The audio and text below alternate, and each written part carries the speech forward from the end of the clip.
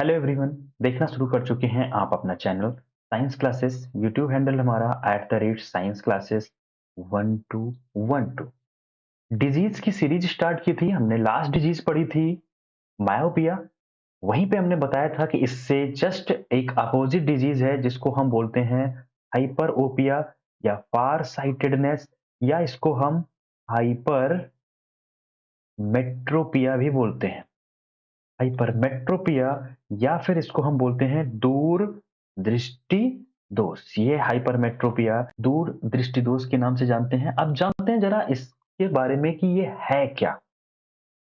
Hypermetropia में होता क्या है कि दूर दृष्टि दोष नाम की जो समस्या है, इसमें जब हम चीजें देख रहे होते हैं नॉर्मली, जैसे अगर ये एक नॉर्मल पिक्चर है, फोटो खींची गई है, यहाँ पे आप देखिए जरा, ये जो दूर की चीज है यानी कि दूर के जो पर्सन है, इनको आप क्लियरली विजन कर पा रहे होंगे।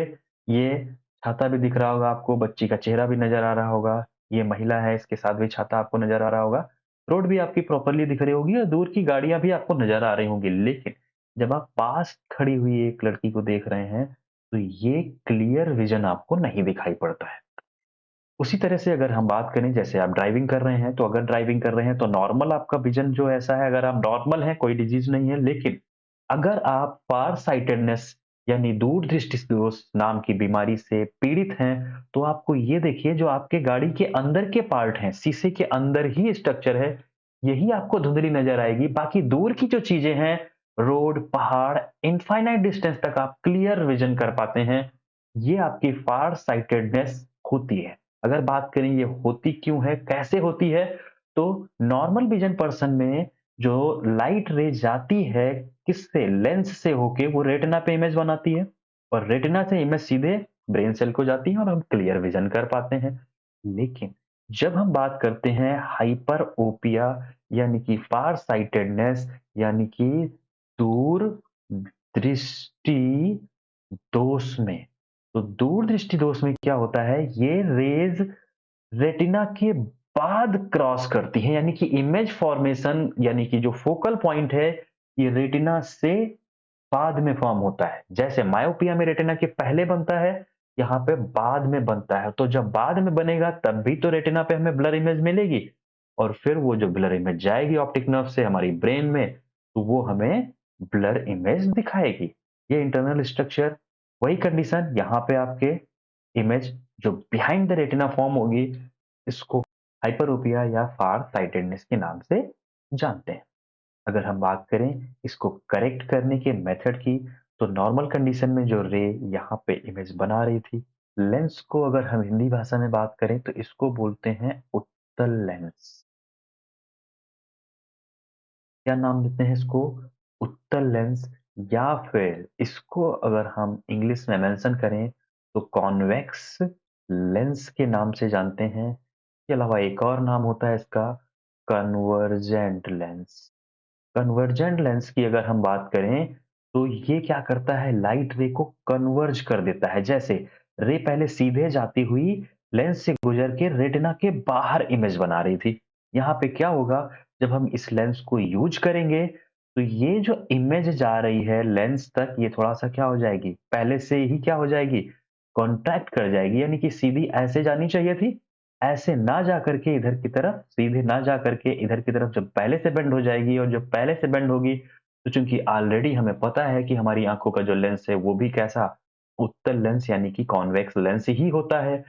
तो जब यहाँ से फिर से ये कन्वर्जन होगा तो इमेज सीधे बनेगी रेटिना पे, और जब सीधे रेटिना पे बनेगी इमेज, तो इमेज कुछ इस तरह से स्ट्रक्चर नजर आएगी। लाइक ये हमारा पॉट है, इसको हमें इमेज में मेंशन करना है, तो ये जब हम कन्वर्जेंट लेंस यानी कॉन्वेक्स लेंस लगाएंगे तो रेज सीधे हमारे लेंस से टकराने के बाद रेटिना पे इमेज बनाएंगी, और रेटिना पे यही जो फिगर कुछ इस तरह से ये दिख रहा होगा आपको, ये इमेज सीधे हमें ऑप्टिकल नर्व से खुद को ऑब्टेन कर दी जाएंगी। यानी कि मैसेज सिग्नल ब्रेन को मिल जाएगा कि ये ऑब्जेक्ट क्लियर पास में ही रखा हुआ है लेकिन क्लियर बन रहा है।